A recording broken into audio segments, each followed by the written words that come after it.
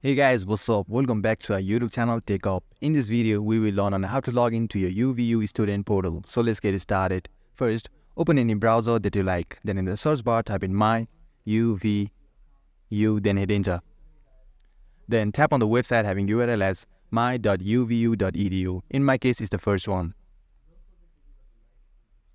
Then to log into your account, tap on Workspace or Student Sign In. And here you need to provide your email to log into your account. So go ahead and type your email in the text field given for email.